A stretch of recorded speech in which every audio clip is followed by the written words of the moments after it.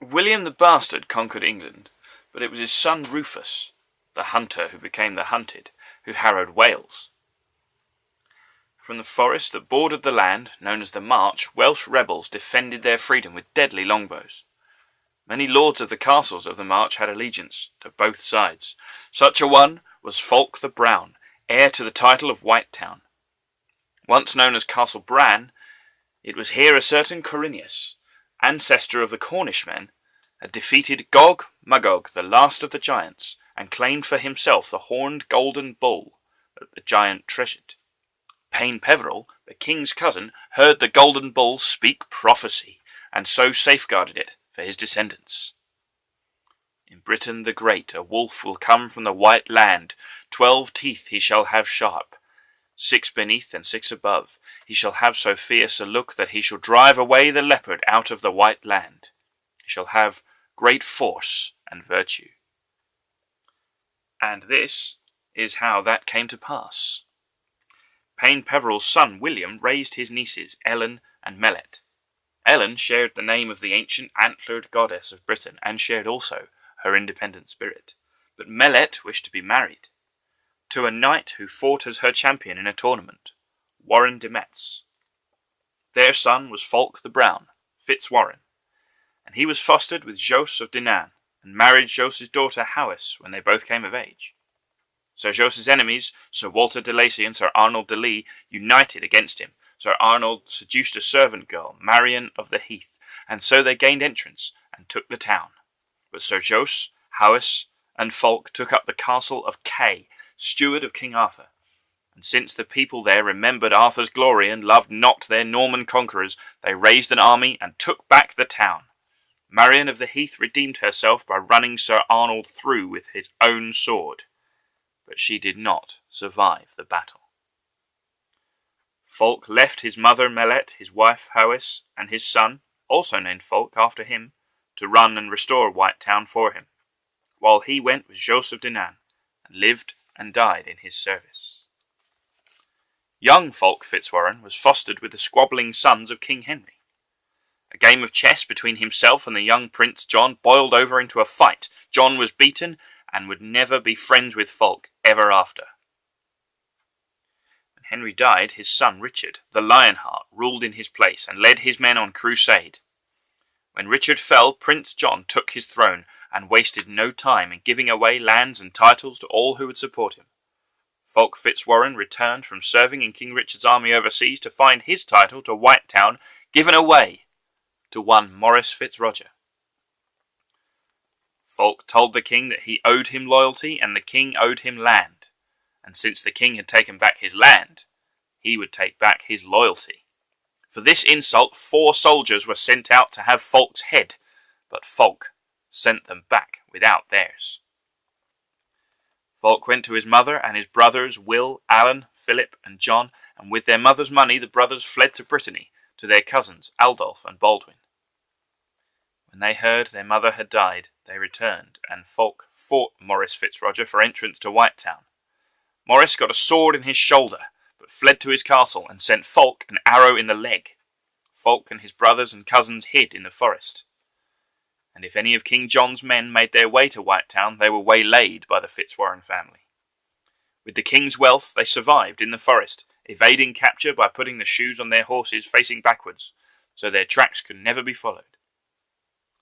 But eventually, King John promised 100 knights that whichever one of them captured or killed Fulk should have 1,000 pieces of silver. So few could not stand against so many, and so Fulk fled with his family to a monastery, where he begged them to heal the wounds of his brother John. Claiming sanctuary also in the monastery was Lady Maud de Cause. King John lusted after her, but she would rather have married Fulk, and so she did that very day. Leaving her in safety there, he rode to the March of Scotland, where dwelt an ally of his, one Robert Fitzsampson.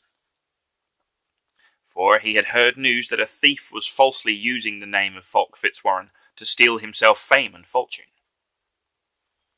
Fulk the True and Fulk the False encountered at the Fitzsampson home, and it was Fulk the True had the victory. And he saw a sneaky opportunity. He sent his brother John, in the guise of a wandering minstrel, to Maurice Fitzroger in Whitetown, to say he had heard news that a thief calling himself Fulk Fitz Warine had been slain in Scotland. Fitzroger, thinking himself safe, rode out to the forest, and found himself on the sharp end of the true Fulk Fitz Warine's sword. Fulk, his brothers, and his cousins brought his lady wife Maud to safety in the hills of Wales, hoping for help from the Prince of Wales to raise the men to take back the town. But when King John sent great offers of bribery to the prince for the return of Fulk, he knew he could never know where the prince's true loyalties lay. He hid Lady Maud in the hills, and there she gave him 2 daughters, Howis and Joan, and a son, also named Fulk.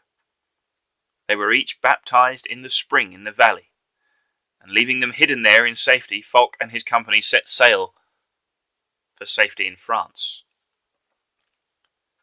The King of France, to spite his rival king in England, offered Fulk and his family their own lands in France.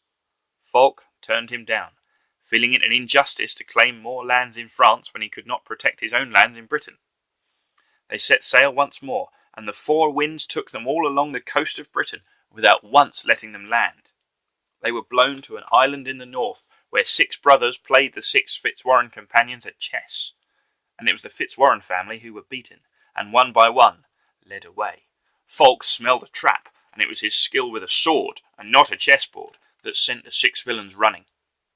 Their mother, the guiding hand of it all, was left defenceless. The 6 maidens she had enticed to be wives for her 6 sons were set free, and the horn she had blown, whose music enticed them in, was taken as Fulk's prize for his courage. They sailed to Orkney to return the sisters to their home. From there the sea took them farther out to the frozen north, where the dragons were. One such beast flew from the tower of a castle with the maiden from the tower in his claws, and flew out to an island in the sea, from which there rose up smoke and fire. On the shore there lay the bones of all those who had tried this adventure before. Within the field of bones, a tree. Below the tree, a well. Behind the well, a cave. Within the cave, an unimaginable hoard of gold. On top of the hoard of gold, the dragon. And plunged into the heart of the dragon was Fulk Fitz Warine's sword. And behind the dragon, the maiden. And for safely returning her home, a fair share of the dragon's treasure went to Fulk and each of the Fitzwarine family. King John was hunting in Windsor Forest, and Fulk, disguised as a collier, promised to lead him to where the stag and doe were hiding. He blew his hunting horn, and his company surrounded King John, but King John had a company of his own, and they surrounded the Fitzwarine foresters. In the battle, Fulk's brother Will was hard wounded and captured, and in the rush to rescue him, Fulk himself was wounded, far worse.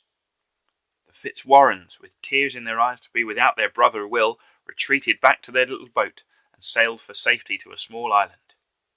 There they left the wounded Fulk in the boat asleep, as they went ashore to seek provisions and shelter. And as they did so, such a strong wind blew that the rope holding the boat was snapped, and the boat was swept out to sea and run aground elsewhere. As luck or destiny would have it, Fulk opened his eyes to find himself in the home of the lady he had rescued from the dragon some time before.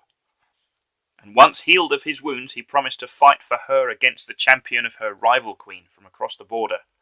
As the 2 champions fought, they thought they knew each other.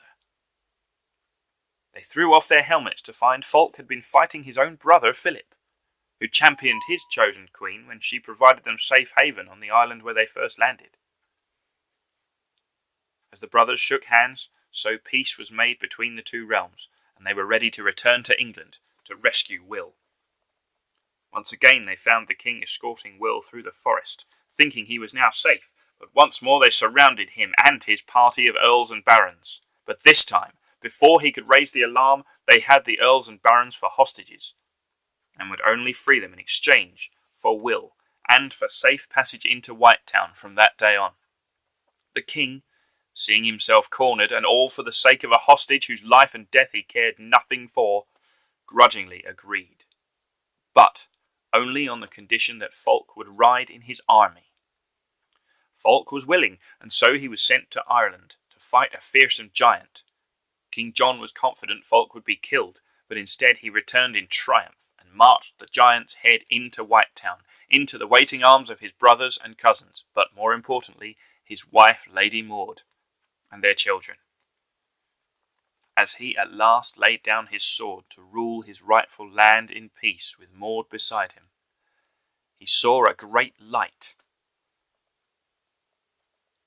He saw the vision within the great light that in this same White Town, on the same spot where there now stood the White Tower, was where the vision of the Grail that healed the unhealing wound brought new life to Arthur and his knights.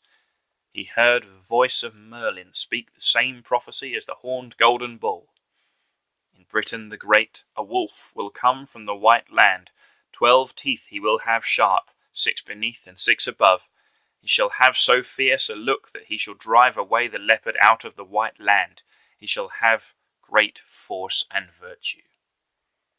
He understood that the sharp teeth of the wolf was the design on his shield, and the leopard on the shield of King John. Though he was blind from the great light, in penance for the lives he had taken in battle, he was content. He had an abbey built and dedicated to Our Lady, and there he and Maud would one day be buried, side by side.